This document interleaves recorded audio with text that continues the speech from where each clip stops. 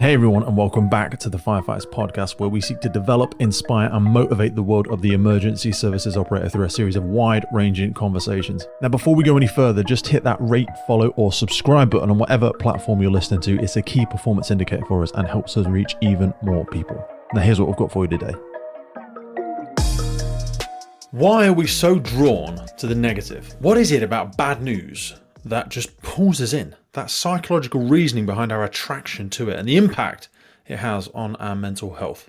My guest on the podcast today is Justin Stoneham, aka Stonesy. Stonesy joined East Sussex Fire Brigade in '93, completed a series of roles in control room as a whole-time recruit, crew manager, and as a watch manager in the training centre in 2007. However, in 2009, he obtained a spinal injury at a house fire and was retired ill health from the service on October 2022. 29 years, 5 months, and 8 days since he joined. Justin's now registered disabled, and he qualified as a counsellor back in 2020. He's currently working through his coursework for his diploma in trauma therapy, and we're going to get into so many areas of our psychological blueprint, of some of the things that pull us, that draw us, that self-perpetuating negativity that we sometimes see in the fire service. Now, banter's fine, dark humour's good. Sometimes it's even hilarious to look at your friends telling them they're the window lickers and the crayon eaters and finding humour in our day-to-day work. It's great. But when do we tip the balance into the unhealthy? So we're going to talk about optimism. We're going to talk about developing resilience in the face of negative news, which Justin has had to deal a lot with. We also shift into some tools around navigating these mental health issues, such as loneliness, the loss of identity, which so many people struggle with in the fire service, especially when it comes to retirement. We discuss the importance of social connections, the impact of technology on our social interactions, and we share some of our personal experiences and insights into some of the things we've struggled with, and even for myself in the last 12 to 18 months. So there's lots to come out here. Our conversation explores things around shame, exclusion, the impact of physical and mental disabilities, how that affects us socially. There's a lot someone does to get into here, because this concept as well of person-centered counselling and taking ownership of one's actions and the choices that we discuss around the way you can navigate through these difficult situations, which we will all face. If you haven't faced one already, it is coming. It is on the way down your life path. Maybe it's waiting for you around the next corner, and I want you to be able to face it better equipped. And sometimes that's about asking yourself better questions, having a bit of compassion for yourself, being kind to yourself. So let's get in there. Be sure to drop into the notes. You'll find links to the negativity bias on the Decision Lab, the home of PTSD 999, some information around mental health services for veterans, and also counselling. You can find some information about where you can get some support if any of this relates to you, if you feel like you might need some support. The podcast doesn't make any more from it, but we just hope that if it's useful, use it. If it ain't useful, enjoy it, throw it away. Right, let's get in there with Justin, and I'll see you on the other side. So, Justin, I'd love to start, because it's certainly very relevant to maybe people in the emergency services, certainly the UK Fire and Rescue Service, is why does the news always feel so depressing? Do you know, it is a huge question. Because of what we term a negativity bias, bad news sells is the bottom line. It really captures our attention. And one of the main reasons for that is because of how we're wired as humans. So way back when we were kind of looking like Captain Caveman with the old sort of lump of wood in our hand and whatnot, watching out for saber-toothed tigers, we're biologically wired to look for the danger, the bad news, what's going to hurt us. So it sticks out like a sore thumb. So it's funny how over all of this time, psychologically, when we kind of start to move forward from that point, well, we're not looking for saber-toothed tigers, but now our threats come in the form of maybe a performance management review, maybe an attendance management review, maybe it's a post-incident review. But in general, the news is always negative because it pulls our attention. It pulls us, all that negative news, ding, we're straight on it. Whereas positive news, we don't really pay so much attention to. But it's something we claim we want to see more of, though, isn't it? Because I always struggle with this. So I'll share an insight that on the podcast, we get sent a lot of salacious, toxic stuff, not directed at us. We get sent PDFs of investigations. We get sent photos, links to CCTVs. We get sent documents of fraudulent qualifications and all this sort of stuff. And they go, Pete, you should talk about this on the podcast. And I'm like, no, that's not. Send it to the Daily Mail or the Sun or any other publication you wish. But I've no doubt that from a metric perspective, the podcast would be much wider listened to, and people would listen to it again and again and again and again if it were salacious and finger pointy and all that sort of stuff. But doesn't that just continue to self-perpetuate this negative spiral of the world is out to get me, the lack of psychological safety, the woe is me, the doomsday? The fire service or the emergency services, the fire service is doomed and all this sort of jazz. And I'm like, no, that's an incredibly small percentage of the people that I have spent time with in my career. And I'm talking infinitesimal number of people that I could connect with any of these kind of accusations or suggestions. But they get plastered all over the news. And we wonder where is the positive news, And I think it's very, very difficult for people to remain optimistic. And you'll know better than anyone from a mental health perspective. It's really important for us to try and have a bit of that resiliency, perhaps lean more towards an optimistic mindset. The public are there to help us. The public do like us. The public do appreciate us. We are here to support each other. Me and Justin are on the same watch, the same crew, in the same service. He's got my back. If we don't have that, I wonder how much of our cognitive horsepower we are wasting protecting ourselves from each other rather than thinking about how could we better serve the public, how could we better serve each other, how could we move forward, how could we develop, how could tomorrow be better than today.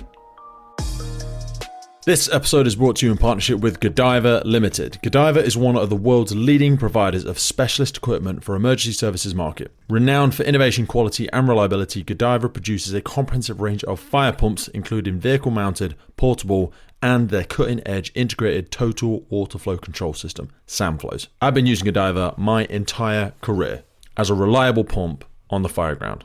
It is such a crucial element of a successful firefighting team that you want to empower your crews with the very best, reliable, quality product.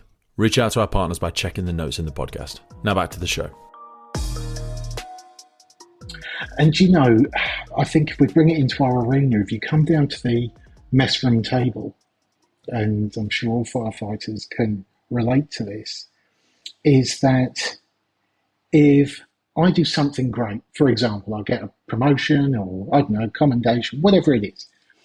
Everyone goes, yeah, it's great, cakes. So you have to whip out to the shop, buy cakes, but it's on the watch, It might be talked about in between watches on handover. It's nothing. But if I do something wrong, I guarantee you, before I've either finished trying to take my foot out of my mouth, that the watch, the other end of the county, already knows about it because people are texting away, yeah, you know what Stones has done? And all of a sudden, it goes round like no one's business. I mean, we had, just to kind of put it into context, we had a senior officer that was involved in it was a fender bender out the front of the fire station. And honestly, before he'd even got out of his car, people over the other side of the county were already texting going, ew, I've heard this is going on. Negative news and negative stuff is what we're wired for. And if we could uncouple from that, if we understood what is going on in between our ears, we could really utilize that for more positive stuff. And you can feel the difference sometimes between watches. Some watches aren't as up for it as other watches are. And you feel that energy when you go on the station with them. You also feel it when, if it's a 2-pump station and you go and you're on parade and it feels like a positive environment started, but then as soon as you get on the truck and go out the doors, some people are slagging off people on the other truck. Do you know what I mean? And they're all the nasty things and horrible things to say about someone else. And all I think, my respect for that individual evaporates immediately, because I think you're going to do that about me the second I'm not around you anymore. And it really does worry me. I wonder if this is it something that's more typically UK? And feel free to call BS on this, but like when I've spent time in other countries and in America and stuff like this, they seem, like you said, if you came in and said, Pete, trying to brag, but just the thing that I was nominated for, I won it. I got an award for this, or geez, I just got promotion. Or if we were outside the fire service and you went, I just got my performance review, I'm getting a $5,000 bonus or a $10,000 bonus.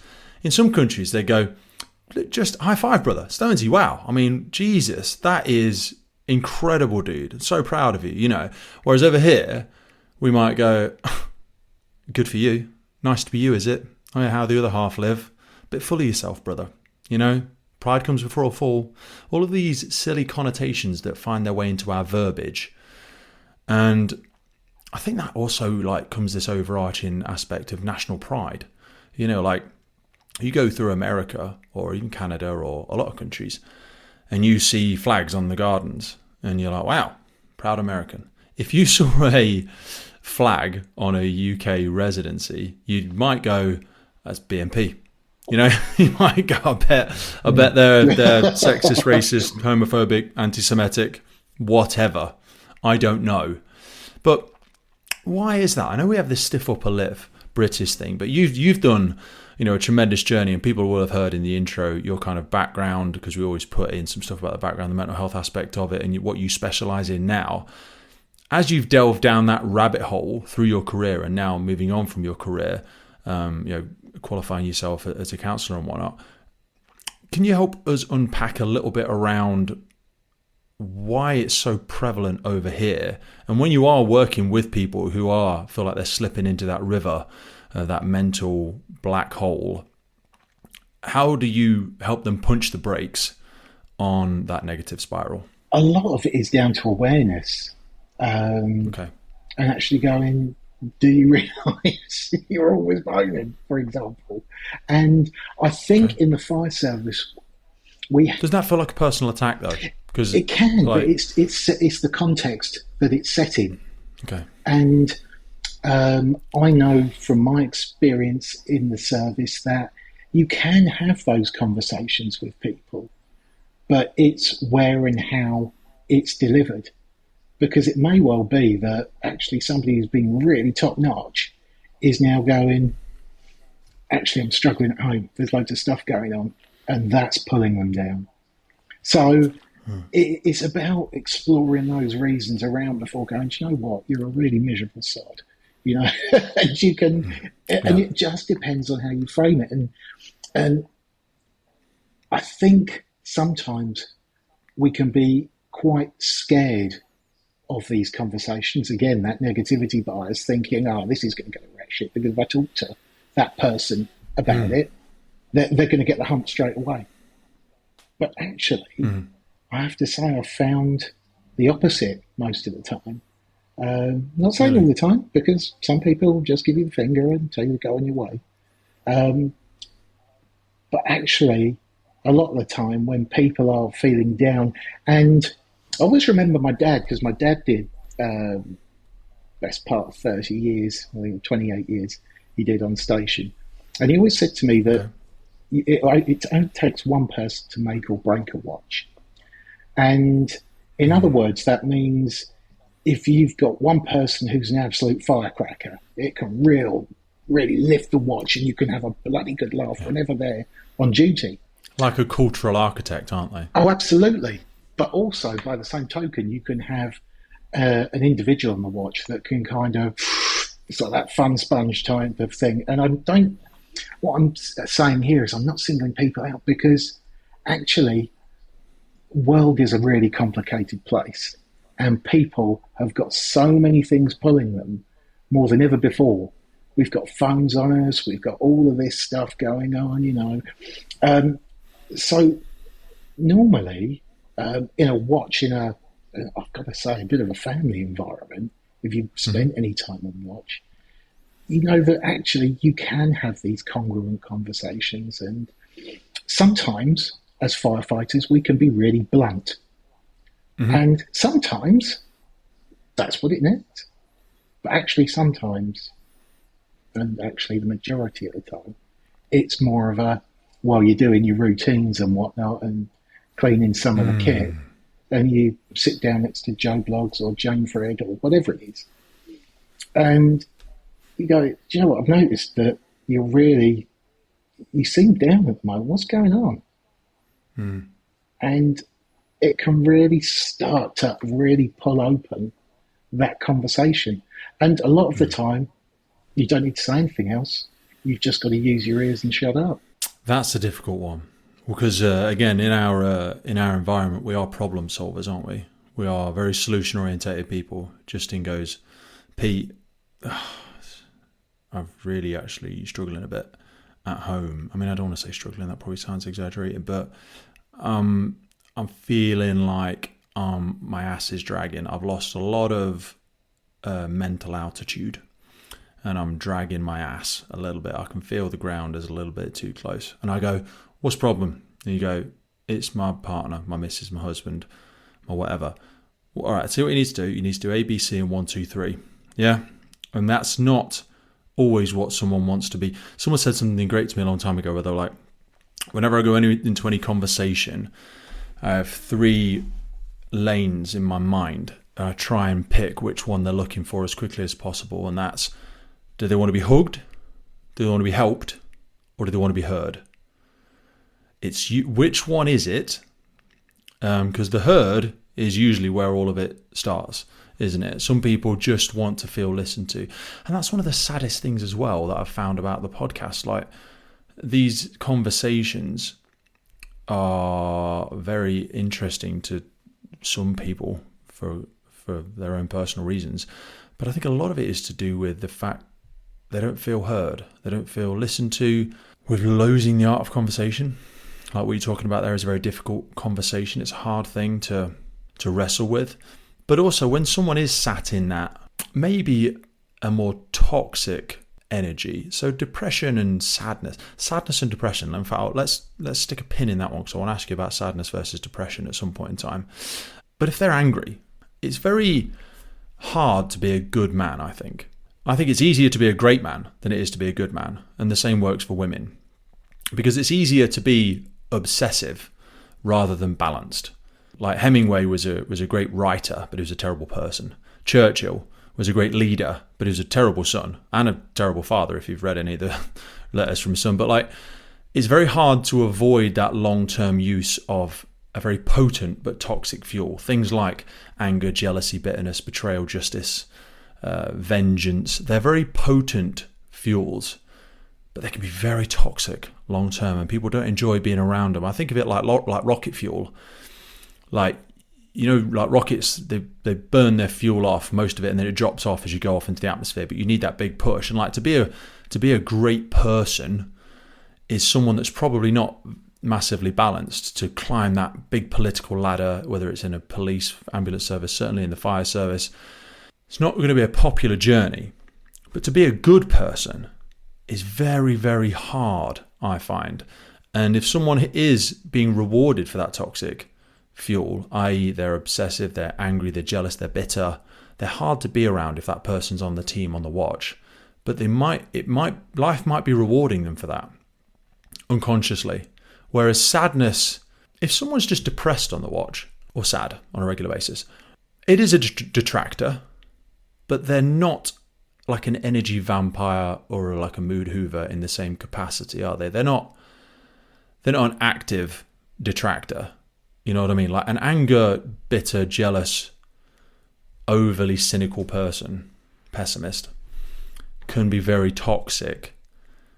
But I wonder how many people, because those people you end up dealing with, or they deal with themselves, or whatever, or they eventually put their foot in their mouth and get exited somewhere. But people that are just sad, unhappy, despondent, not full of life, those are the ones I worry about the most, I think.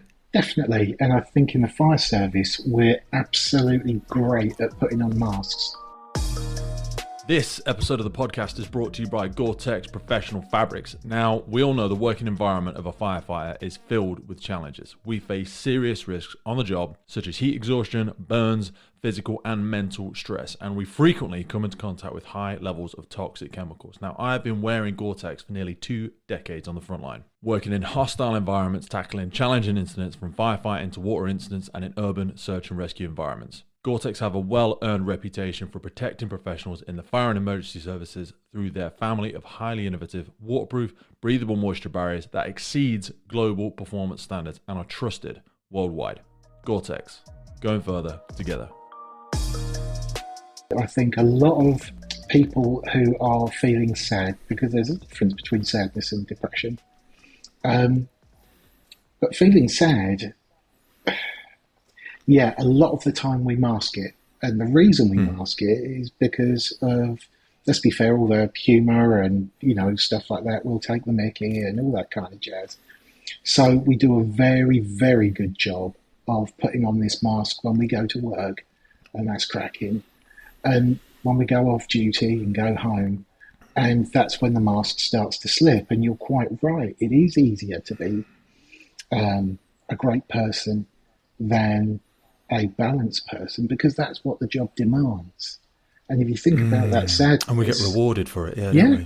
A lot of the time, and it's about conditioning and all that kind of stuff. Don't make a fuss, all that kind of thing that we're told as kids and stuff like that.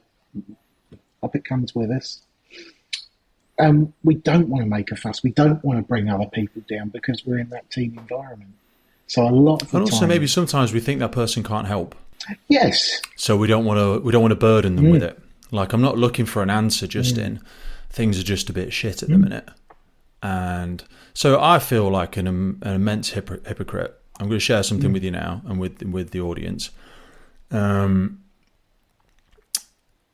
So over the course of the podcast of the last 2 years, I've been through a 9-month investigation at work. Wow. On me.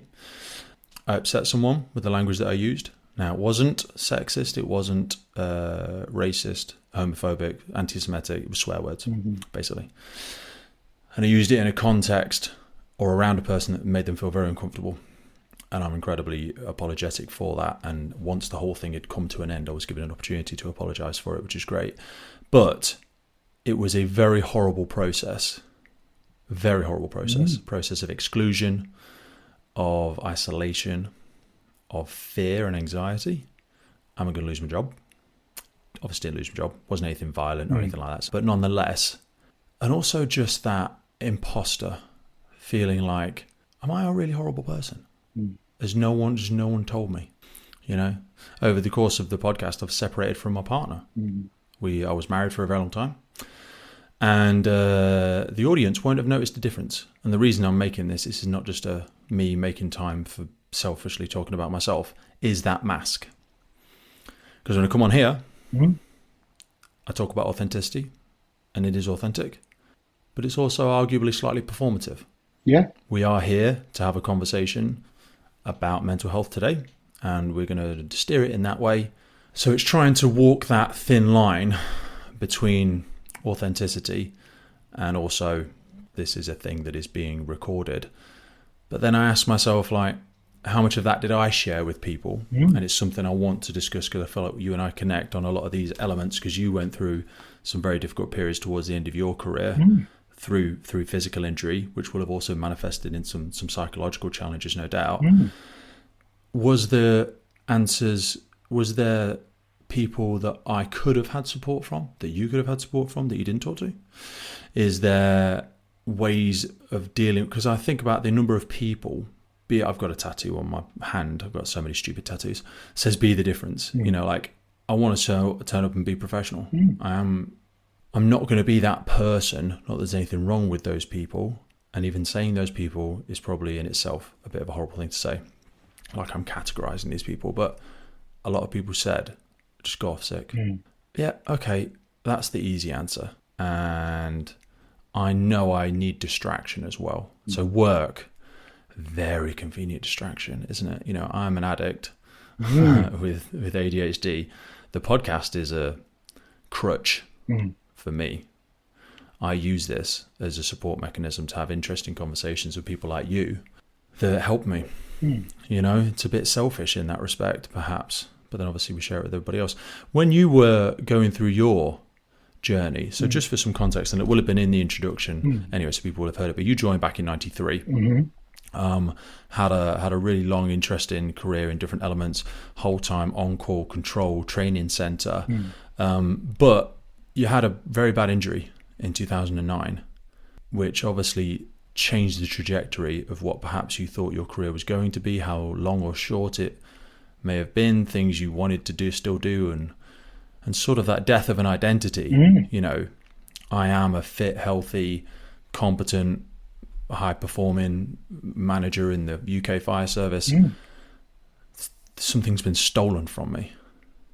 How did you navigate that? And did you even feel prepared for it? Because I don't think I was. Oh, good God, no. I knew absolutely bugger all about anything psychological or out like that. And when I received my spinal injury, it wasn't initially evident actually how bad it was. And so it was, funny enough, a fortnight later that I collapsed at the fire station. And I think the thing is, there's a real correlation between discipline and ill health and sickness processes. The human being, we're wired for connection. We need it. We absolutely have to have connection. And what we do with people that go off sick, whether it's for stress or physical injury or whatever it is, or if it's for disciplinary reasons, okay, and all right, I know there's a scale there and I get that. But what we do, the first thing we do is we cut them off from their main form of support, which is the watch or their work colleagues, wherever they're based. Because normally there'll be a no contact kind of thing in there. And then when we look at that negativity bias and how that starts to feed in, and it can really hit us hard on our own self-efficacy and our own self-value, all of that stuff, the room starts to become incredibly small. And I certainly found, I was lucky. I had certain colleagues that were absolute lifesavers. And if a guy called Johnny Keane ever listens to this, it's him. He just couldn't do enough for me, including my brother. My brother's number one up there. He's basically my top carer. It's a bit like that sketch on Little Britain, where okay. he's pushing me around in a wheelchair, all that kind of jazz. I want that one. We're not going to get done for copyright. I love it. But the point being is that, oh my God, it is a real head spinner. If you haven't got decent social contact, and I have to say my experience is that, and in actual fact, I don't have any shame in it, the majority of my friends come from the fire service. I spent a long time in there. I hung out with a lot of them, you go partying with some of them and all this kind of stuff. But to then... Do you think men are worse at that? What, in terms of... I don't think I have any friends from school anymore. Okay. Well, I'm sure I do. I'm sure they would identify as friends. And if I saw them, I'd happily sit down, have lunch with them, spend a weekend going up Ben Nevis, whatever. But I have no contact with them. And if I never saw them again and never spoke to them again, I wouldn't be as surprised to me. Whereas my sister, who's a similar age to me, she's a social butterfly. Like her partner, my brother-in-law, is paramedic. He's not perpetually frustrated by any stretch, but he's like, Jesus Christ, the diary's so full. We're seeing her school friends this weekend. We're seeing her dance friends that weekend. We're seeing her university friends that weekend. Her parenting friends, because they have 2 children. Her work friends. She's now a head teacher. She's got so many friends, and she's a fantastic person. I don't think I'm a horrible person, but it wouldn't be for me to say. But I know a lot of people. But do I think I've got a lot of friends? I don't know. And I see this a lot. I hear this a lot when people retire. And those connections were connections of convenience or environmental, i.e. I see Stonesy every day at work. He's my mate. We go and we spend time after watch together. We go and play golf at the weekend. We go to the gym together, whatever it might be. I wonder if that is a contributing factor to men's mental health. And also, I actually don't think places of work, and obviously I have a very biased view from my own experiences, and so will you, because we can't speak on behalf of everyone in the fire service. But I don't think watchers do socialise as much anymore. Yeah, and I've noticed that, and it's funny, I find that really quite sad, because I remember going on some huge benders, in terms of we not hop on the Cross-Channel ferry, go across to France. And yes, they were very skiing messy holidays, camping holidays. We used to do loads of stuff. And it's just so sad to see that it's gone like that. But I guess it's also I wonder if it's a generational thing, because actually now we're connected but virtually, and I wonder whether the next generation coming on, I don't know. I really don't know. But that's what it seems and it feels like. I remember being at training centre one day, and there was a batch of new on-call firefighters going through their recruits course. Or their basic course, whatever they call it nowadays. But the bottom line is that I remember walking into the canteen, and there was 4 of them sat around a table, and not one of them was speaking to each other. They were sat there on the phones. And I went over and went, what are you doing? Don't need to text him, he's just there. And it felt like the art of conversation. I'm busy on my phone because I haven't got anything to say. Everyone's got something to say that's interesting. Everyone. Yeah. So even if you don't think you're interesting, everyone's got something to say. And even if you don't think you've got something to say, you can be a great conversational partner. And, fear is a huge thing. And what I mean about that is that, again, I think sometimes maybe people are worried about if they say something wrong, if we get it wrong, am I going to be in trouble? Blah, blah, blah, blah, blah. Am I going to offend anyone or like that? I think, there needs to be a time to go, this stuff's great, but we're humans at the end of the day. We're all fallible. And I think as long as, if we make a mistake, we can go, recognise it, learn from it and move on, cracking. All right, there are some people out there that can't. MSA are supporting us on today's podcast, and I chose to partner with them because I've been wearing this stuff for nearly 20 years, and they are the global leader in development, manufacture and supply of incredible, safe products that really protect people, not just our communities out there, but also first responders, most importantly, all over the world. Get yourself over to MSA and have a look at it. The high-performance protective clothing for emergency services responders. They also partner with us on the UK Pink Firefighters. That's because we love them. The helmets with the reflective visor, the F1XF, absolutely epic helmet. And not forgetting how they improve firefighter safety through their connectivity in the connected firefighter platform. That incorporates the M1S CBA, which is the tried and tested BA set. Everybody uses it in the UK Fire and Rescue Service. Then they combine that with the Luna module, which is a wireless all-in-one device, creating an independent search and rescue network, providing edge detection, enhanced personal thermal imaging, while simplifying post-scene reporting and data retention. Honestly, the edge detection element of it, go and check it out. Honestly, go and have a look on their website. Edge detection, it looks like the Matrix. It's absolutely awesome. In terms of an enhancement tool for search and rescue, it's literally unrivaled. MSA are always pushing the envelope, and it's a real privilege to be able to continue to grow our partnership together. So whether it's your PPE, your bunker gear, your helmets, your SCBA, your thermal imaging, your Luna, or your portable gas detection, both of us know that this equipment needs to work. It needs to be high quality, reliable, and dependable in the moment. And that's why I use MSA, because they know what's at stake. Have you heard the term alone together? I have. Was there a loneliness minister appointed? I was reading a paper the other day from a psychology website, and it said that 16 to 24-year-olds are the loneliest group in the UK. And I thought, wow. And like you were saying there, around technology and phones, online gaming, I think is a big one. But that element of alone together, you can be surrounded by people and feel alone. And that just makes me so sad to think of that, to think of people feeling that way. But I never feel alone, I don't think. But as I've already said to you, I wouldn't also say that I've got loads of friends. I don't know what I'm supposed to... I don't know if there's not even a question in that. I'm being a terrible host.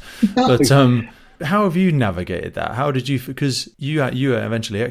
What was your spinal injury? Can we just go there for a minute and just expand on what physiologically happened? Yeah, I mean, basically, I ended up with spinal stenosis in the lumbar part of my spine and in my neck eventually. So I ended up having an operation down on my neck to kind of straighten that out because my head was stuck down there. And it was just unbelievable. The pain was excruciating. So I couldn't look anyone in the eye. And then that, again, because you feel, and my mobility's impacted as a result of that. And it's amazing how it changes people's approach to you. So, like, for example, if I was out with my wife, I'll never forget, we went to the cinema in Eastbourne and the lift had broken down. And they said, "Oh, don't worry, there's a lift that we can use round the back," right? But while they're having this conversation, they're completely ignoring me, sat there on my little scooter. They're talking to my wife, and you could see they wanted to look down, but they didn't want to look down, and they wouldn't talk to me. It was amazing. It all went through my wife. Why is that? Do people assume, like, this person's in a wheelchair or in a mobility aid, they must be psychologically affected as well as this physical thing? Do you think, and people say, like, they use the term of respect, they go, "Oh, I just want to be respectful." No, you didn't want to be embarrassed by talking to Justin and him replying in an inaudible noises. And then you feel embarrassed because you feel you've embarrassed him because you now don't understand what he's saying, and you've just realised he has a mental disability as well. But the worst thing of that, the worst alternative is, so you don't want to risk your own embarrassment, so you've chosen to just let him feel isolated and alone. You've not consciously chosen that perhaps, but subconsciously that's been the scales. That's been the decision that you've made unconsciously, is you've gone, I don't want to embarrass myself, so I'm just going to do nothing or ignore him. And then he's actually going to carry the entire load of our negative experience by feeling ignored, isolated, maybe offended, maybe just whatever. I imagine it was a horrible experience, and I imagine you've had many of them, unfortunately. Yeah, and you know, some places are good, some places are bad, but the point, I think, behind it is, if you drill down and go, what is the feeling or what is the emotion I'm trying to avoid? It's shame, isn't it? Yeah. Embarrassment. I've really made a knob of myself. And what happens when we feel shame, we start to exclude ourselves and draw ourselves in and all that kind of stuff. And when you think about shame over our kind of evolution, we only used to live in small clumps. And so shame was... The reason I feared being shamed was because I'd be excluded from the group and I'd be in danger. And our wiring hasn't changed from there. So when pack animals, aren't we? We only survive through, we've got no big claws, no big teeth.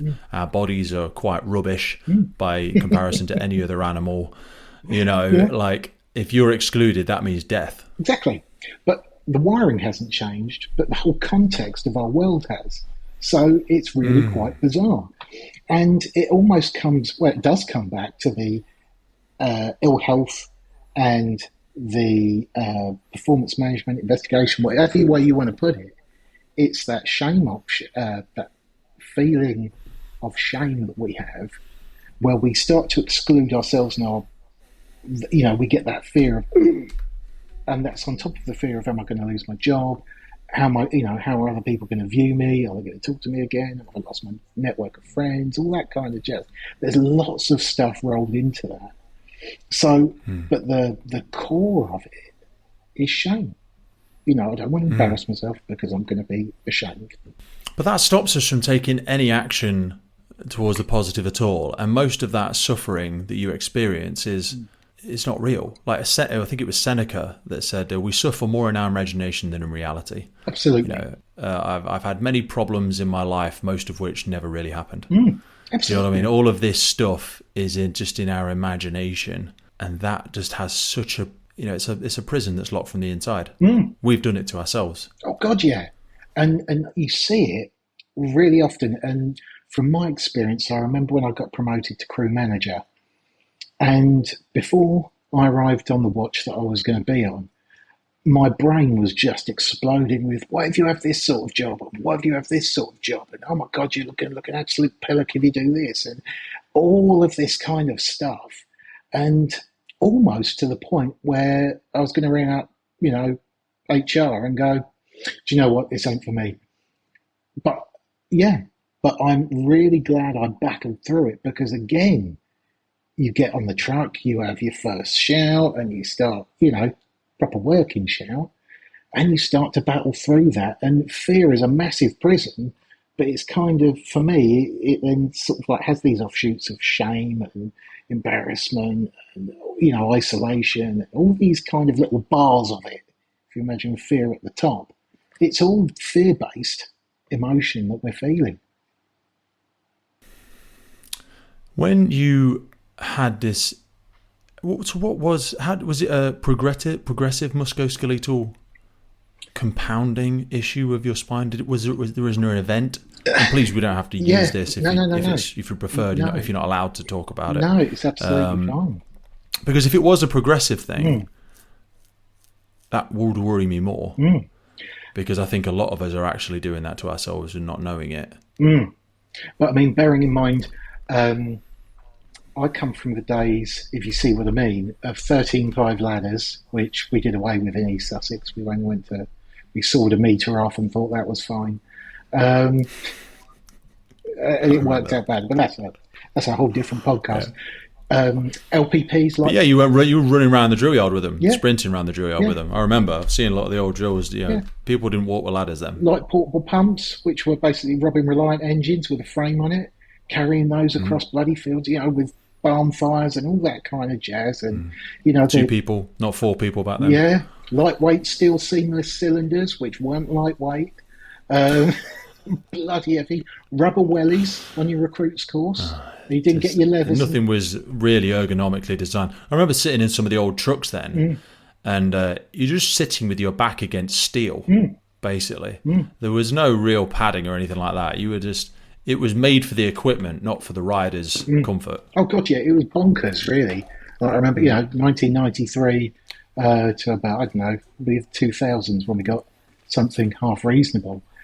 But, nothing was geared up for us ergonomically. We didn't understand that. It was, we're firefighters, we'll smash things, whatever.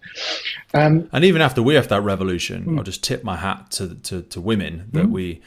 then entered them into the workforce and had to reinvent the wheel again, because again we'd started to adapt things for us men, but we'd not even, I think we're always behind the track with that, and I still think we're behind the trail now. I think we've actually over-indexed and we're setting people up to fail in a different way. Yes, I think we're so scared of the damage that we've done to people like you and others, that we've gone the complete other end of the spectrum and made everything the we're not going to make this about fitness, but the fitness and the weight and the manual handling, and we're expecting people to work until they're 60, and we're testing them on 55 kilo dummies and all this sort of jazz, and then they'll actually come and rescue an obese person like me at 18 stone and hurt themselves, because what we're saying we're doing and what the actual reality of the job is there's still an incongruence between that. But so you're saying yours was more of a progressive thing. They say the body whispers before it screams. Did you feel a progressive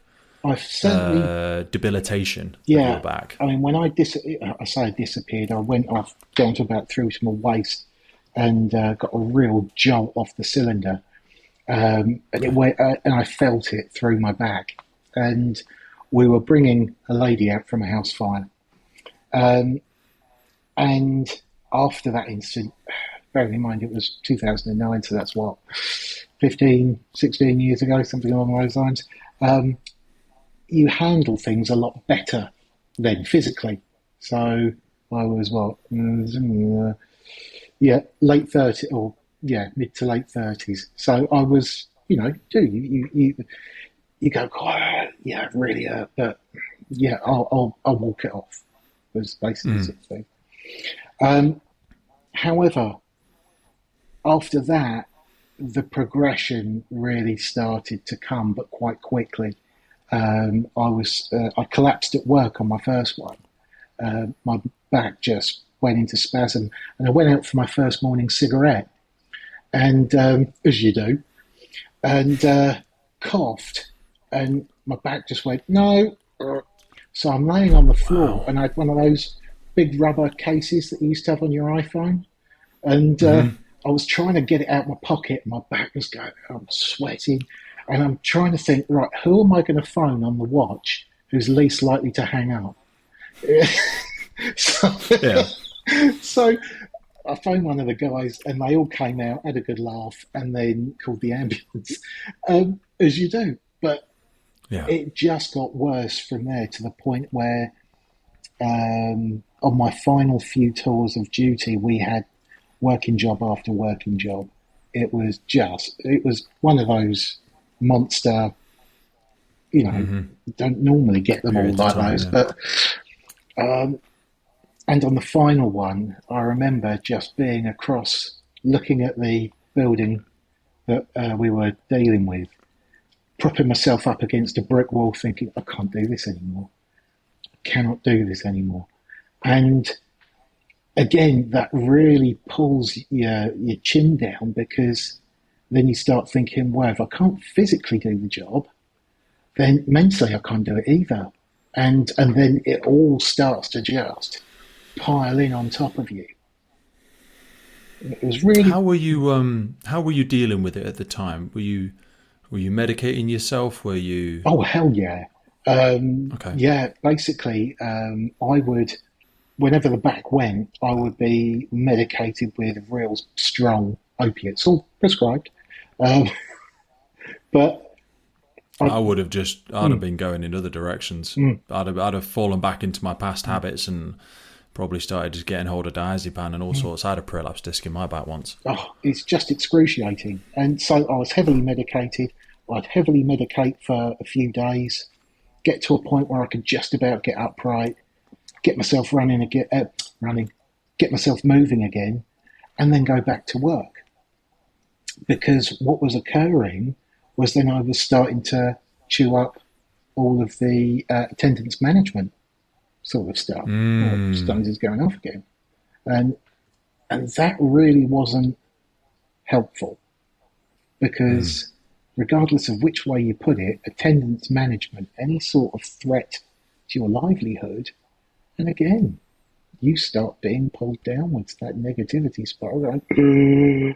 God, it's all bad. It's all bad. And it doesn't matter whether... all that cortisol and anxiety pumping through your body. And you can't do anything with it. Further negative effect, yeah. And it doesn't matter how many times your mates tell you, it's going to be all right, you're going to be all right, or you get a wink off of maybe a senior officer going, you're all right, Stat, you're all right. It's the system that I'm scared of. It's not you, it's the system and policy. Yeah, but isn't that... I want to challenge you there, because we do this, and I hate when people have conversations sometimes and they don't feel comfortable to challenge. And I'm challenging on behalf of myself and anyone listening as well. Is when we say the system is a series of people. Like when we say, "Oh, the fire service is all bad culture," whatever. Well, it's just a group of people. So, like, if there was a bad culture in this conversation now, well, there's only me and Stonesy in this conversation, so we've got to at least take 50% ownership of this, or maybe it's more my fault than his, I don't know. But when we talk about people, and like people dealing with performance management and things like that was an example we're talking about now, like talking sort of station manager and above, HR. I always say, when you become a station manager, you're likely never again going to pick up a hose. You're not going to grab an axe. You're not going to put a BA set on. You're probably not going to touch a ladder. Your tools are your words.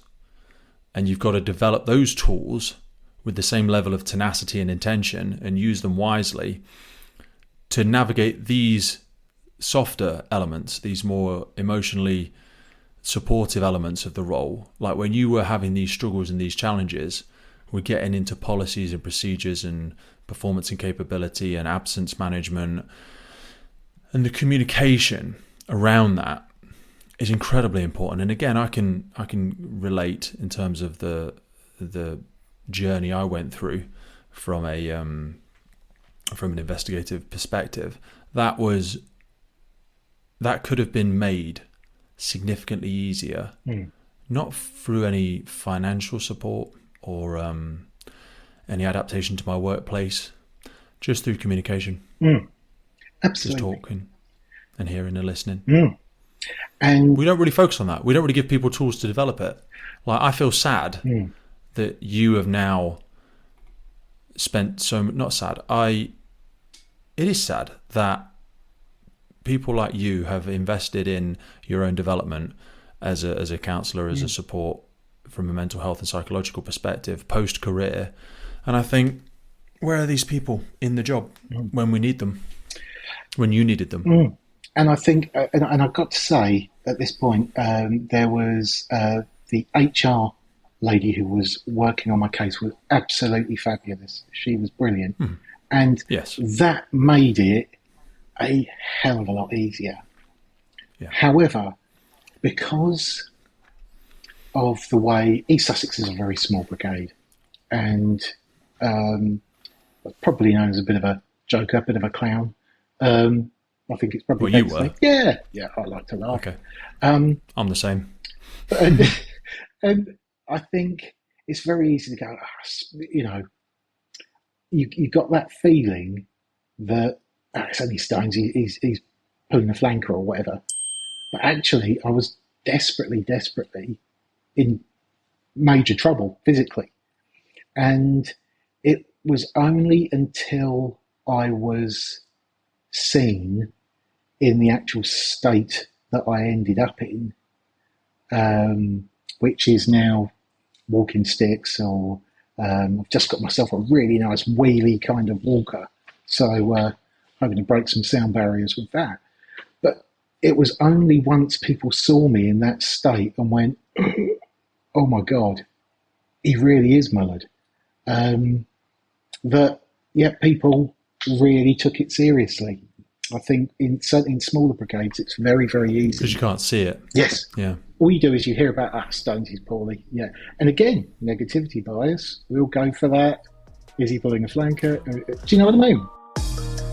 It is beyond a privilege to be able to bring the Firefighting podcast to you. And we are so grateful for every single person that supports, listens, shares, and follows our journey. But here's the honest truth. It takes a colossal amount of time and work to keep the podcast going. And to help us keep doing it, create more, reach more guests internationally, and make the podcast sustainable, we're asking for you to help. And to do this, we've set up a Patreon page. Now, by joining this, you'll not only support the future of the podcast, but also gain access to exclusive benefits. Now, if you've ever wanted to meet a member of the podcast, buy us a beer, buy us a coffee, and you think anything you've ever listened to on the podcast has been worth £3, that's basically what we're asking you for. By joining our Patreon community, you will get access to every single full episode archive we have ever made. Now, hundreds and hundreds of key documents that we've got in there on fire behaviour, firefighter health, cancer risks, incident debriefs, and so much more.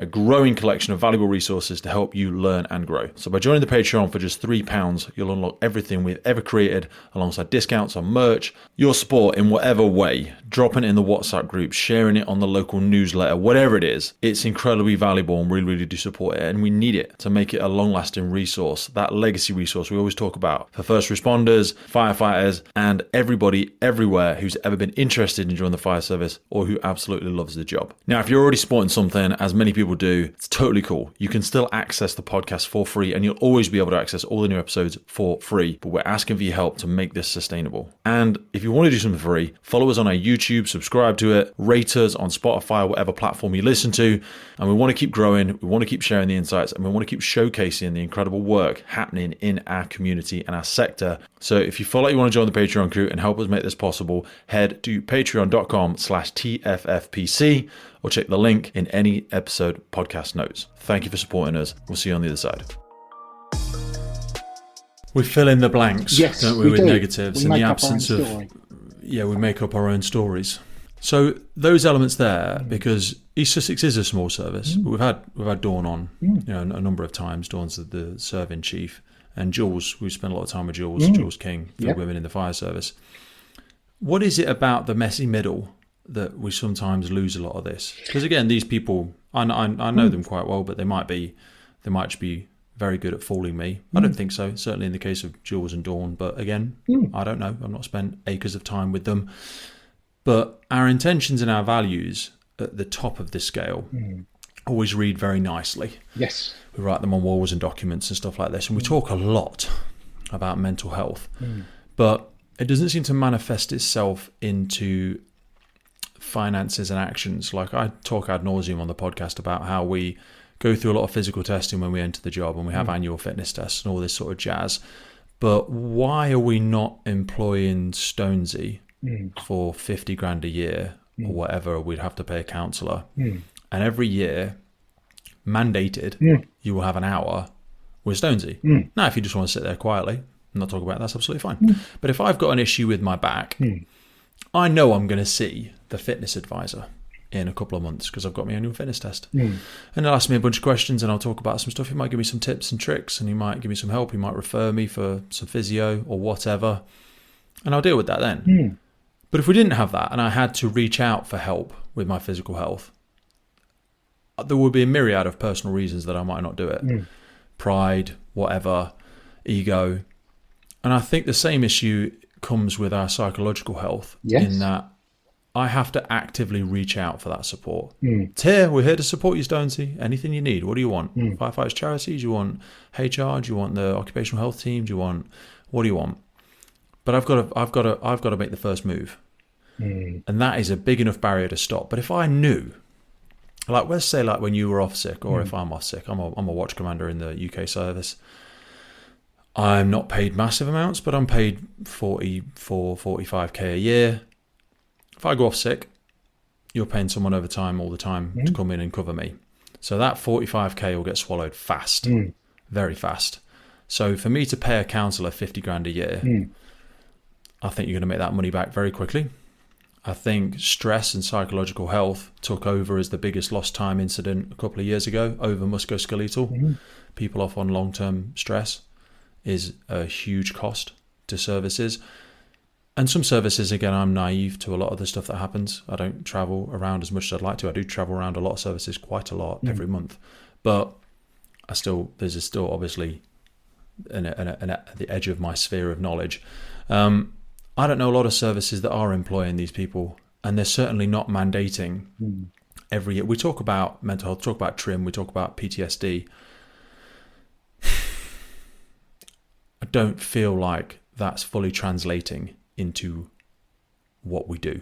It's just something we're talking about a lot still. And I think there's a lot of understanding that goes into that, because I also felt as a watch manager before I left, I wasn't just managing people at work. You're working across a broad sort of thing about not just work issues, but home issues and all that kind of jazz. And I have to say, because I know Dawn and I know Jules very well, and everything, I think at the top, we have this, we're going to do this. But as it scales down and it goes down through the levels, everyone is just so overloaded now. And I know a lot of station managers that they've got more work than they can shake a stick at. And I heard, what was the guy's name? He's a... Yourself a minute. Help me connect some dots. Where are you thinking? Yeah. He's a real positive guy. Simon Sinek.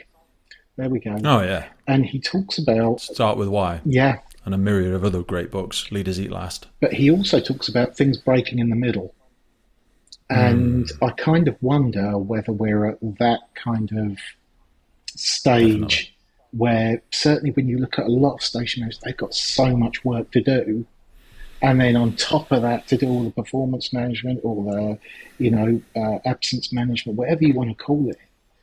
Yeah. And maintain all their expert skills and their CPD. And then, can you just, you're going to be the lead for mental health in the service as well. Yes. tall And they're order. not just managing single stations now. A lot of organisations have them managing 2 or 3 stations. Absolutely. So, one station with 4 watches, or each of 12, 13 people each, and the admin staff, you're looking at 60 people per station. Yeah. 3 stations, 180 people, all with their own personal relationships to manage. Not feasible. Exactly. The irony that we talk about incident command and the span of control, and then we go, you just go and manage that 180 people, please. And I'd love you to have a connection with each. I'd love you to spend time letting them know that you care. Go and sit with every watch. Okay. What, is that just my permanent job? Just go and sit with every watch and, I can do that. Oh, you want me to also be a hazmat expert, investigation expert. You want me to manage the flood risk for the service, do a on-call rota alongside my full-time job as a station manager, and everything else. And manage your family life as well, on top of that. Oh, no, fuck them. Don't worry about that. You'll just get divorced. Yeah. Everyone does in the fire service. It's part of the job. Well, the shame. Pessimist. I'm being facetious, but I'm unfortunately not wrong. Yeah. And I think that Someone's paying the bill. Someone is always paying the bill. Someone said to me a long time ago when I ran multiple businesses, now I just have the podcast and my main job, and I'm not great at both of those, and I have my family. Even though I've separated from my partner, we're still a family and all that jazz. But they said to me a long time ago, the only people that will remember that you went in on the weekend and you worked late are your kids. very true. No one else will care. No one else will remember. They won't clap as you leave the station. Nope. They won't write your name on the wall unless you're paying for it and you want to open up a new wing with your name on it. The only people that will remember are your kids. And that's very That true. really hurt when they told me that because it was true. Yes. And like my son has paid a very high price for my injuries because he's 11. I should be rustling and tussling with him. And he's got a dad where, we've got stuff here that my nan should have, if you see what I mean. She was still with us. And I've got a drugs tray that's pretty impressive. But that's the cost. That is the cost. But is it a cost we know we're paying? No, I don't think so. And also, It's a hidden cost. Oh, very much so, a hidden cost. And I'm not sure about a lot of services, but we seem to be in a culture now where if you want counselling, you'll get sent for 6 sessions. That's your lot. Yeah, that's the NHS model, isn't it? Yeah. 6 sessions for Time limited, and a lot of services go for that. Yep, 6 sessions, away you go. If you want some counselling, through occupational health. I know from my personal experiences with addiction, I was about the 9th or 10th meeting before I said anything. Absolutely. And these were group sessions. These weren't one-to-ones. I don't think I'd even wanted a one-to-one. And if you think about... I'm not ready to talk about it yet, And that's the thing. And if you think about a firefighter's career, when we say mid-career, I don't know, 15 years, 20 years, and they've ended up with some issues, it's a process getting in to that point. So therefore it's a process to get out the other side. It's not just 6 sessions and you're fixed. It's actually, there's a lot to talk about. And I remember going through my counselling training, and we had to have a set number of hours, 40 or 50 hours. And I remember going to see my personal therapist at the time and said, look, we'll probably be able to cover this hour, but I've no idea what we're going to do with the rest of the sessions. I'll bring some Scrabble boards along if you provide the coffee. But by the end of the 3rd session, I was like, oh, actually, I have got a lot to talk about. And yes, for me, it was a real awakening that there's all of this stuff that I've got to deal with that, some of it was job stuff, some of it was home stuff, but there was a lot there. And one always seems to affect the other in some way. Always. You can't split test life. None of these things live in isolation unless you're a complete psychopath and you have that mental detachment. But also, I think we unknowingly adopt some, and probably encouraged to, adopt some sociopathic or psychopathic tendencies as first responders because it's a coping mechanism, isn't it? We have to be able to partition the trauma and the experiences that we've dealt with in order to just keep living. And you see a lot of stuff around empathy fatigue. It's something that happens a lot. I've read more of the studies around NHS, but I'm sure it relates to all emergency services. And that can bleed over into the home as well. Like, I've just pulled 3 dead bodies out of a car, or someone died in their house and they were a level 9 hoarder, and I had to let their family members in who hadn't heard from them in 3 days.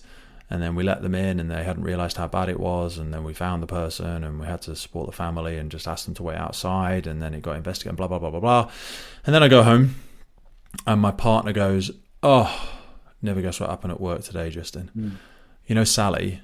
Yeah. You know Sally, yeah? She ate my sandwich again." I was fucking furious. I tell you what, worst day of my life. And you're like, right, yeah. Where does that live on my mental spectrum of this person that's just lived alone for the last 2 years and then died unhappy and alone, completely oblivious? Their family was completely oblivious to what they're going through.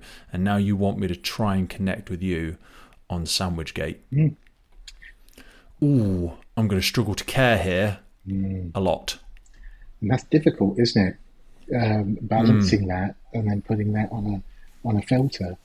And yeah, I've been certainly guilty of, you have one of those nasty, smelly jobs, and yeah, it's very easy to take it home with you, and the washing machine's broken down or whatnot, and it can become the final straw because it's all just this cognitive loading of one thing on top of the next.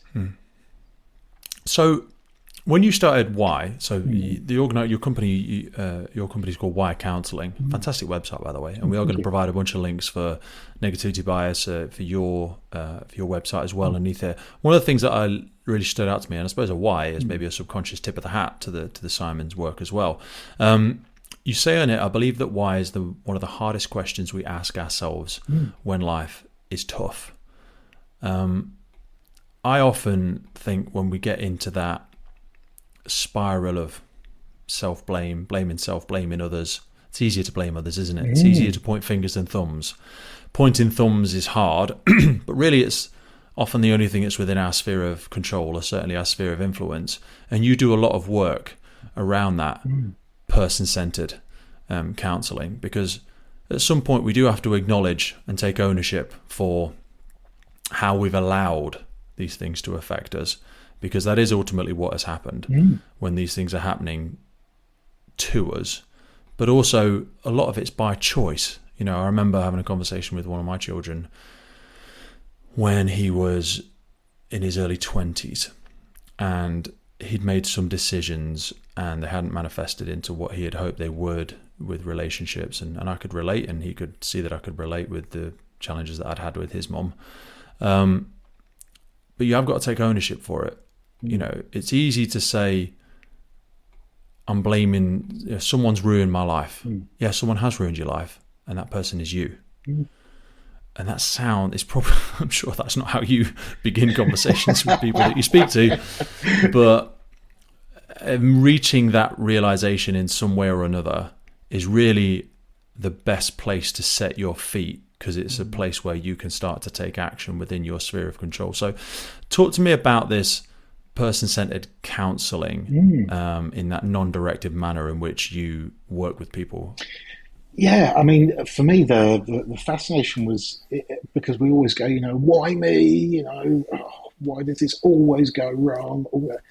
And really the trick is to replace it with a what. And that's where you can start to explore, because why is a very judgmental. Why did you do that? Rather than, what led you to do that? Or you can frame it in like when ways. You see someone else do something really weird, I always think, like, what would I have to believe to have done what they've just done? Because to them it made sense. They've consciously taken that action or said those words or done this thing, And like you say, I often think this with the podcast, like ask better questions, you'll get better answers. If you ask better questions of your life or your circumstances, like if you do say, why have I done this? Your mind goes to the negative because you're a piece of shit, because you're stupid, because you're a bad person, and it attacks that personal identity. But like, what would I have had to believe to have done that? What mindset was I in when I acted that way? Yeah. These are better questions to ask yourself, aren't they? And I think that's the key. Is actually, it's better questions, but also it's done with some compassion as well. Because actually, if you look at any of the decisions that you've made in life, good or bad, actually you did it with sometimes the best of intentions, sometimes the worst of intentions, depends on context. But what about actually going, if my friend had done that, how would I be talking to them? And that's the kind of way we kind of need to start talking to ourselves. And it is an art. And that's why when I see stuff like when if you look at the instant command log, it'll talk about having all of these biases and different stuff, and you can read it. It doesn't necessarily mean you understand it and can deliver it. And on top of that, where is your head at that particular point in time? Are you angry? Are you really upset?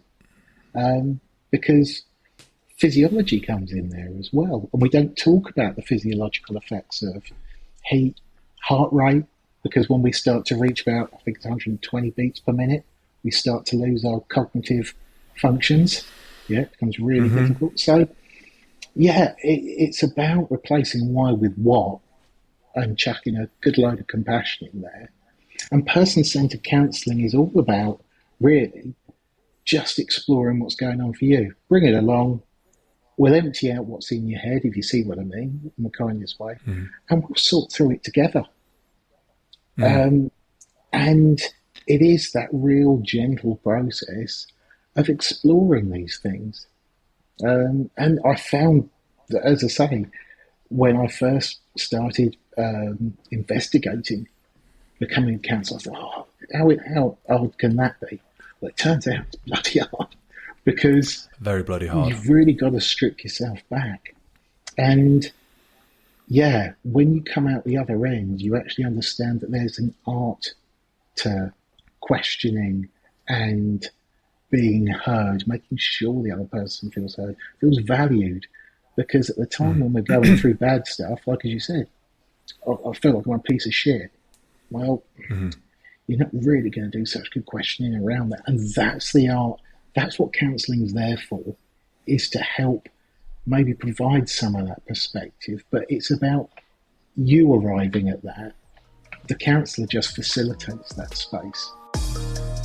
If you're a regular listener to the podcast, then chances are you are big into your own personal development and the development of firefighters around you. So I wanted to remind you of our mobile app Drill Book. This is a free training and development resources made by firefighters for firefighters. Heading on to Drill Book, you will find incident debriefs, radio messages, knots and lines, quick reference guides, quizzes every single day. We've got useful links to the ERG, to Web Rescue, to Jessup, Euro Rescue, 10-second triage, National Operational Guidance, and not to mention our daily quizzes where you will find questions on extrication, casualty handling, breathing apparatus, fire development, water rescue, rope rescue, you name it. It is the go-to resource if you've got a spare 5 minutes on the firehouse to develop yourself and those around you. Not only that, if you're looking to get into the fire service, we've got advice on there on interview questions, interview answers. You can build your own questioning in there. And again, remember, this is built by firefighters for firefighters, so you can add your own drills in there. You can pick the drills that you find the most favorite. There is literally hundreds of training ideas, hundreds of drills in there. Remember, this app is absolutely free and it grows every single day down to the contributions of our thousands and thousands of users. It's freely available on Android, Apple, and you will find it in the links for this podcast. Remember, it's called personal development. The clue's in the name. You've got to work twice as hard on yourself as you do on the job. So always be growing, always be developing.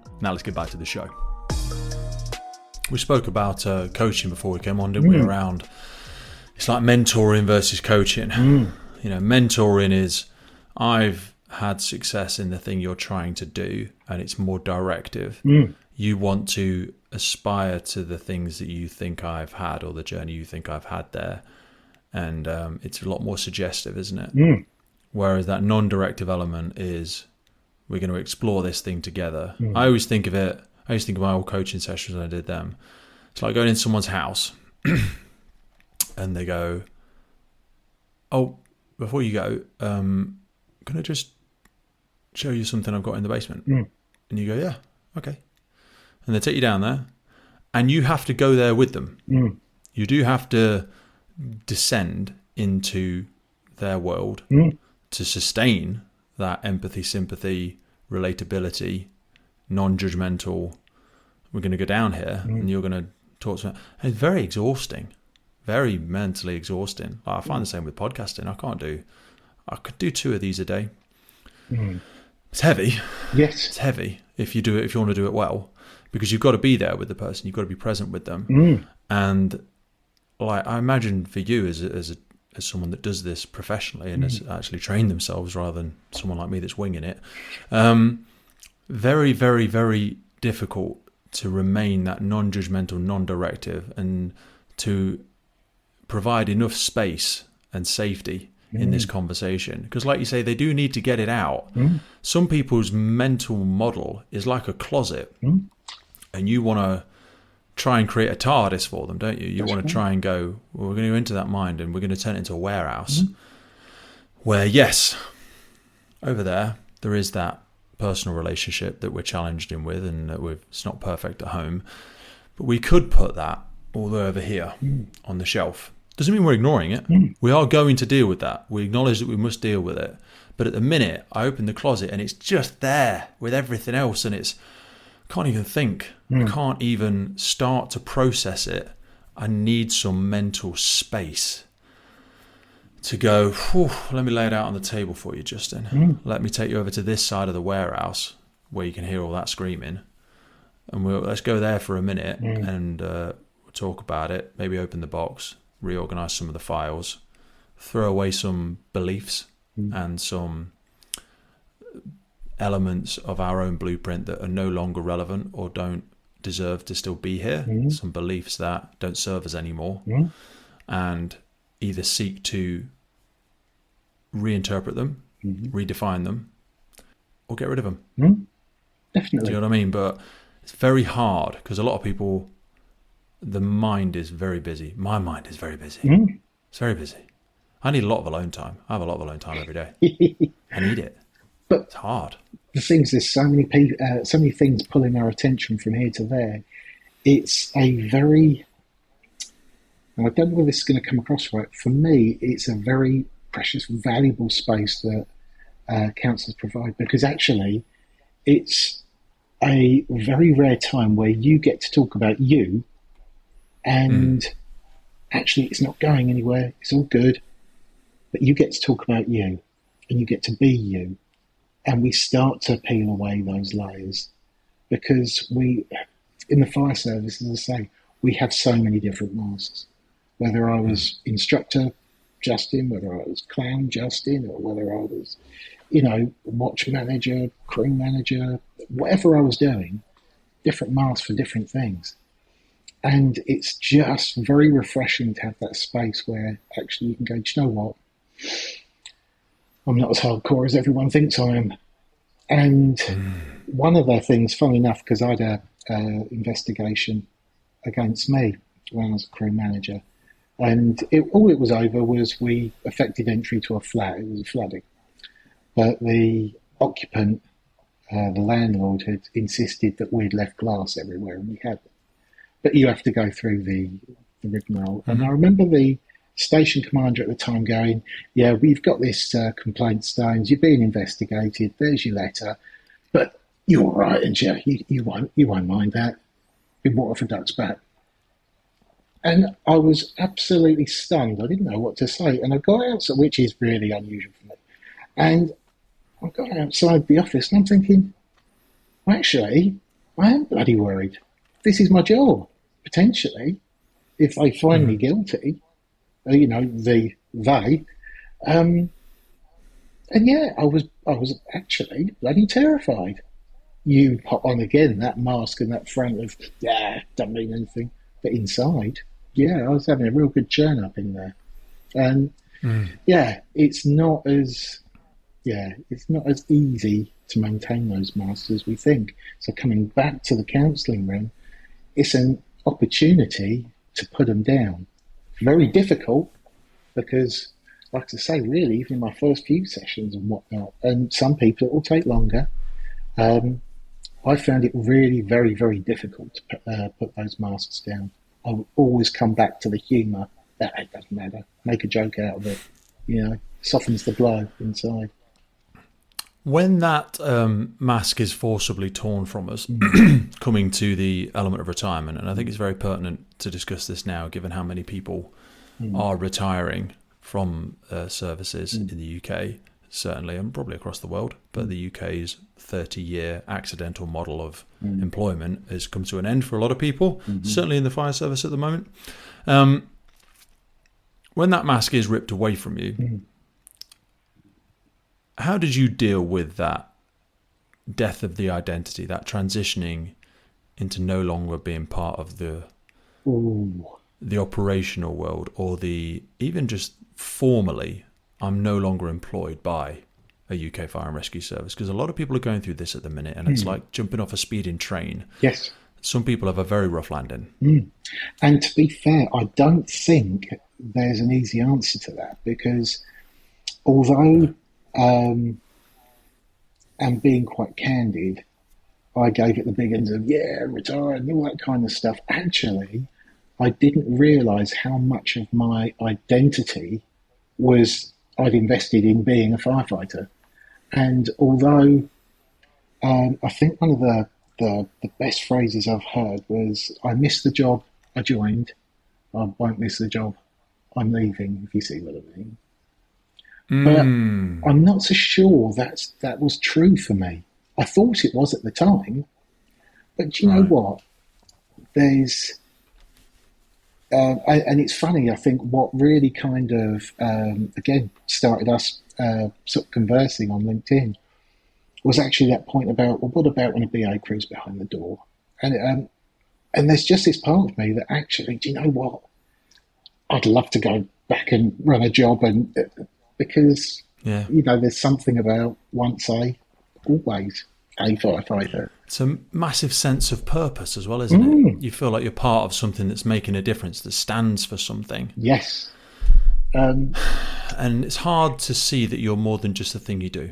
Yes, and I struggled, if I'm honest with it. I did struggle. Because more than just the job was stolen from you. Yes. Stolen is a very provocative word, but I imagine it may or may not have felt that way. I'm not trying to put words in your mouth. No, not at all. And I think to a degree there was anger there, definitely on my part. Only look at me and all that kind of stuff. And I did go through that woe is me kind of phase, although that was moderated by an awful lot of fentanyl, which is not good stuff. No. Yeah. Short-term solution. Should be a short-term solution. I think Should I did be. 2.5 years on fentanyl. Got no memory of it at all, which is ridiculous. But I think the point is that although we give it the big uns, certainly a lot of us that were on that 30-year career going, it's not what it was and all that kind of stuff. I always remember when I first joined the job and I was posted to Crowborough, which is up in the north of East Sussex, and there was a lot of the older hands that were day crewed at the time. But you know what? Some of them would still push past you to get to the branch at a going job. I'll guarantee you. And that always stuck with me, that although we give it I'm free. Really? You really? Because what did we join the job for? Well, we're great salesmen, aren't we? We have to sell ourselves on the reality that we're in. We have to justify to ourselves why we're doing the things that we're doing, even if some of them aren't. They're outside of our control. The decisions have been taken away from us. We've got to try and package it in a way that maintains some sort of psychological justification of, you know what, fuck them. Didn't want it anyway. Yeah. Don't even like it anymore. I don't even like it. Do you know what I mean? I want to go. Yes. Well, you're going either way. So, that helps reframing. Yes. But reframing is useful, and we do it all the time, every day. every day. We reframe and justify the way we spend our time, the way we spend our money. So reframing is probably a tool that you use a lot. Tool sounds like a manipulative thing, but we're all doing this every day, and it is important to reframe some of these stuff because perspective is reality, isn't it? We can get stuck in a rut of how we see things, and sometimes it's really refreshing. And again, I'm just as open to it. Is that actually sometimes you just need another perspective, that really refreshing kind of reset that goes, oh yeah, in actual fact, I haven't seen that. Maybe it's the opportunity, maybe it's something else, but sometimes you do need to a little bit of just a little nudge in the right direction. You can't see the picture when you're in the frame, can you? No, it's only when you stand away from the wall that you can see that, all that kind of stuff. And I think that is the key, and that's what counselling helps with. And I think we need that process coming out of the job because, again, it's a process getting in. It needs to be a better managed process on the way out because things will change massively for you. And there'll be people who go, no, it's fine. It changes massively. And there's still life beyond it. Oh, God, yeah. There's still many opportunities. There's never been so many opportunities, I think, for people coming out of the services now in terms of the way they can still engage with the community and with the sector, the way they can support it. You know, what the caterpillar calls the end of the world, the butterfly calls the beginning. You know, because you've got to understand that you're at a different chapter of life. And we're always entering different chapters of life. It's just this one seems quite finite and very formal because there is a very clear separation happening. But I think sometimes, and again, we're our own worst enemy. We do ourselves down when we go, it's just a job, you know. We talk it down. It was just a little job, you know. Bloody thing was raging, sort of thing.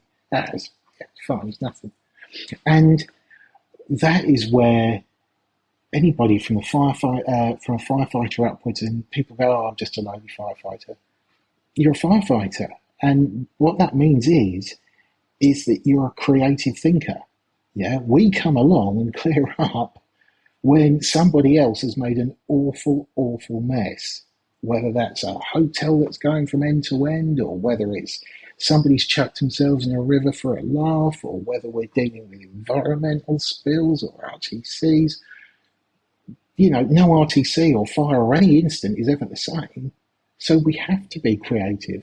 And I've been blessed with some of the firefighters that I've worked with, and I genuinely mean that, because there have been times, certainly when I was incident commander, and I've been a bit, and, you know, I had a good friend, I still see, Graham Lehman.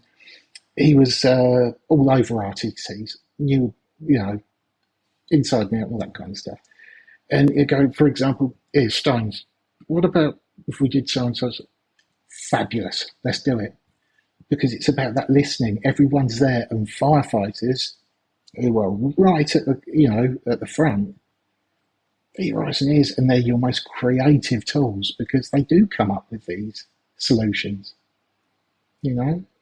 So I guess from that, what I'm trying to say is that they are wonderful skills and attributes to be able to take forward in the next chapter. Absolutely mammoth skills, you know. Everywhere you go, there you are. All of this comes with you as well. All of your experiential knowledge and learning. And I think that's what, and why I was so interested to speak to you today, because that's what brings such an incredible level of authenticity to the work that you've now chosen to commit your time to, because you're very relatable. You're very well educated now, and you've done that through your own endeavours. But the elements that someone couldn't necessarily teach you, which is your experience, your authenticity, your ability to articulate yourself, these make you so much better. And I think, and it's been a pleasure being able to have this conversation with you today. I do want to be respectful of your time, because we've been speaking for nearly 2 hours already. Bloody hell. I'll tell you what, it's incredible how quickly time can fly. Your services cover a wide range of things: bereavement, addiction and substance abuse, divorce, separation, anxiety, stress, work of cost living, depression, trauma, chronic illness, anger and irritability, shame, and certainly men's issues, which I think is men seem to. I think we're easy to blame for a lot of stuff because we created a lot of it. We built a lot of the stuff that we have now. We wrote a lot of the legislation. We designed a lot of the stuff. It's not to say women weren't doing anything. They were doing a lot of stuff. They always have been. And we've all worked together to create working environments in a society that is more better suited and better equipped for everyone, irrespective of sex and religion and neurodiversities. Hopefully a better place for them all to live and exist and feel fulfilled for a very long time, certainly from a career perspective. But men's mental health is becoming a very big thing in society because we want to be the provider and the achiever and slay the dragon and kill the animal and bring the food back. But when people say, I don't need you anymore, we can do it for ourselves. There was a good thing, well, not a good thing, but there's a very funny thing that Disney did where it was princesses doing it for themselves, and they basically rewrote a lot of the nursery rhymes. Right. And as an example, Snow White was, she was given the perception and she was communicated by being an independent worker that ran a small business. And all of the dwarves worked for her. Right. And that was fine. And I get it. Okay, whatever. But we can't rewrite the past. Past is what it is. But as we move into the future, how do we, as men, continue to find fulfillment? We don't want to create toxic environments, but we also don't want to not provide safe spaces for men to be able to communicate, be able to feel fulfilled, be able to still tick those boxes, which are typically masculine boxes, that help us feel valued in the workplace. What are some of the common things that you support people with when it comes to men's issues? And it's a very broad term. Yeah, men's issues is a massive term. And actually, we're all humans. We all feel the same emotions. And when I started counselling, for example, I only thought there was 3 emotions as a guy. I was happy, sad, and I'm all right. But it turns out there's loads of them.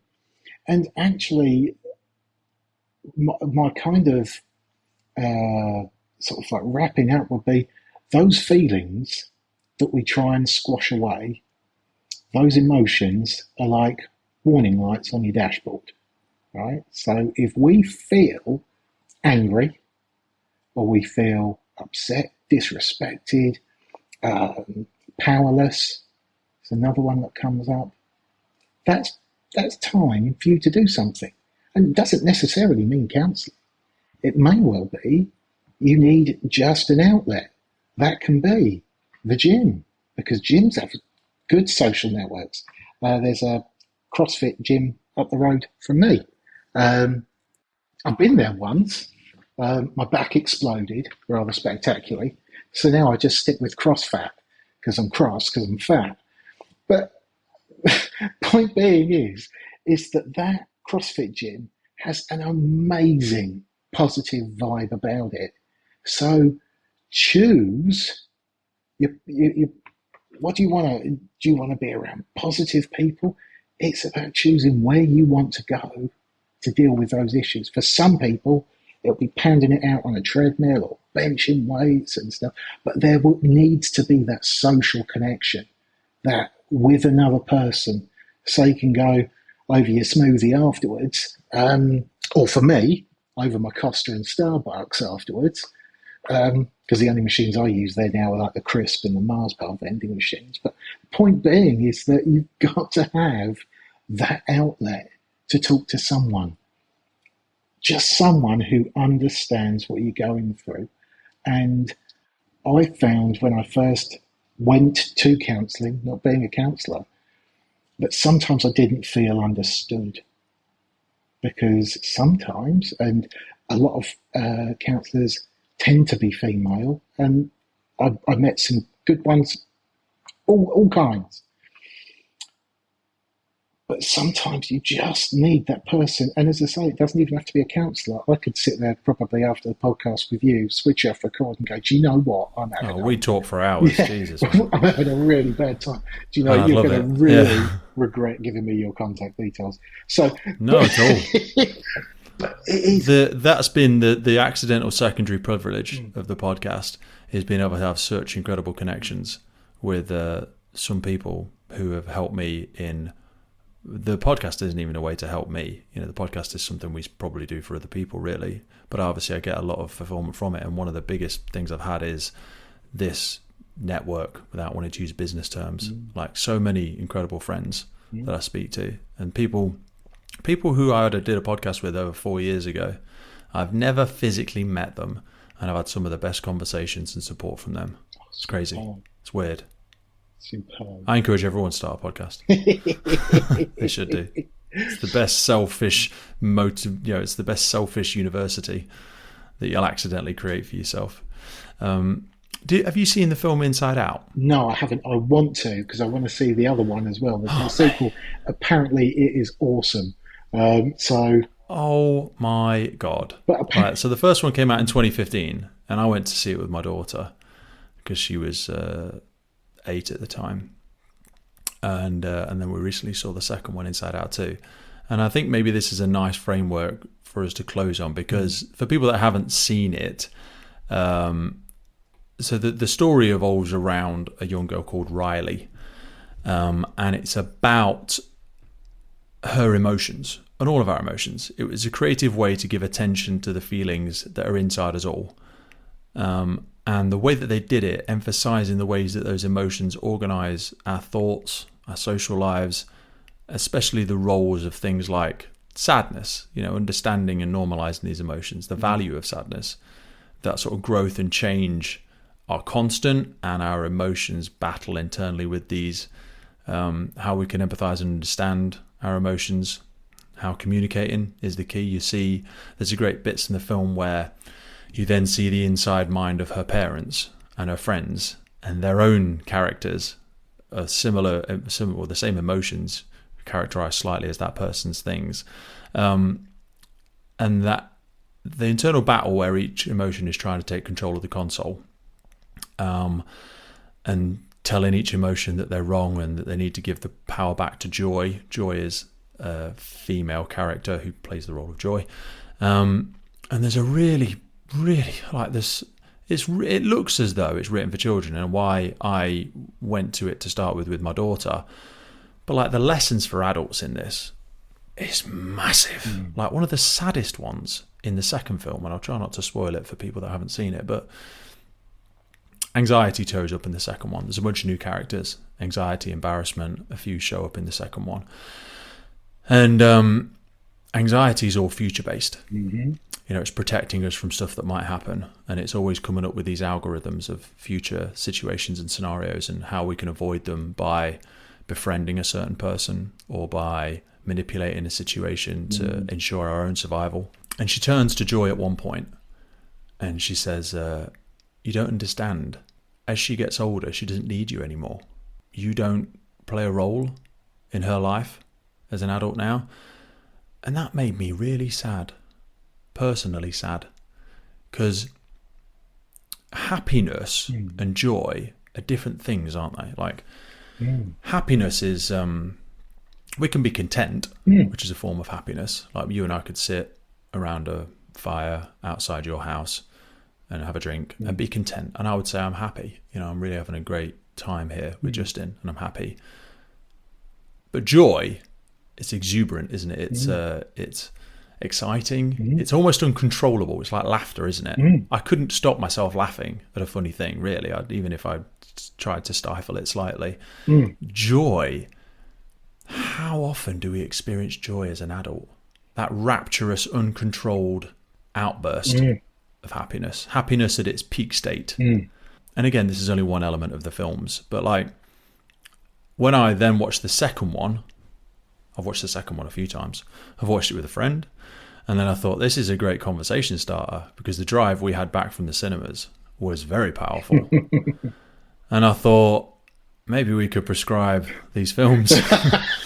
Like, watch these films as a watch and then discuss. Oh my I'm sure God. we would never do it. I think that would be absolutely excellent. And the reason for that, as I say, when I look back on things, I was, thick as anything. For me to kind of go, we've got three emotions. I'm all right, or I'm pissed off. Basically, that was my three emotions pre any training and whatnot. And that's what I honestly believed. I didn't have any labels for these other emotions. And I think that's so important that a film like that can be so educational, and it's how it's framed, isn't it? We could sit here and talk for 5 hours. You've got to be willing to want to do it as well. It's a bit like, when the student is ready, the teacher will emerge. Absolutely. Because we could all watch that film and we'd take something different away from it. Some of us would just go, oh, what a whimsical, fun child's film. Yeah. It's not relevant to me, though. I'm an adult now, unless you didn't know. I'm an adult and I don't deal with these things anymore. Okay, we're all just grown-up kids. Yeah. Everyone's a baby. Just different ages, different life experiences. But we're all still wrestling with this stuff. But Fire Station is like Neverland, as far as I was concerned. Nobody ever grew up. We all wanted toys, and we'd all bring them in on nights and stuff like that. It was great. And that's really healthy for us. And I think that's where I'm quite sad, is that a watch used to be a real spectrum of generations, from the old hand right the way down to the young, and you'd all be out there playing volleyball and all that kind of stuff. And now we're losing all those old hands, and I really feel sad for the newer generation. And I don't mean this in any disrespectful way, but all that experience, all that knowledge that you could learn from, and all that support. All that support. You guys actually have got it harder than we had it, because you've got to do it on your own. And that is why you'll need. Come and see me. Come and see me, mate. I think that's a great thing for us to close on. So we will put links to all of this. Why Counselling, the website. We've spoken around mental health negativity bias. You provided some great links for that for people to go and read a little bit more on. I've absolutely loved our conversation today, brother. Thank you so much for your openness, your authenticity, your honesty, your forgiveness of me fumbling my way through the last 2 hours of conversation. But isn't that what it's all about? We're going to go on a journey together. Yes. You and I have been on a journey. We've reared off into different rabbit holes, places we probably never thought we'd go during this conversation. And we've come back together through understanding. We've agreed and disagreed at times, and that's good as well. It's part of healthy conversation. Oh, thank you. And thank you for being a wonderful conversational partner. Yeah, no, thank you. It's been absolutely brilliant. The Firefighters podcast was created to recognise, acknowledge, inspire, and hopefully even motivate these incredible individuals who have chosen to be part of the first responder community. Our driving purpose is to create a legacy resource for the current and future generations of firefighters and first responders. We get some incredible feedback from listeners and guests, and as the podcast grows, our desire to create longevity and sustainability means that we are asking for the support of our listeners. If you want to support the podcast, if you want to get discounts to our merchandise, hoodies, clothing, coins, patches, tallies, and also access to all of the incredible documents get shared with us from our podcast guests and sector leaders, then please head over to our Patreon page, and for just £3 a month, you can support the future of the podcast. Please finally hit that follow, subscribe, or rate button on the platform you're listening, and wherever you're in the world, please support your emergency services responders, and thank you for listening.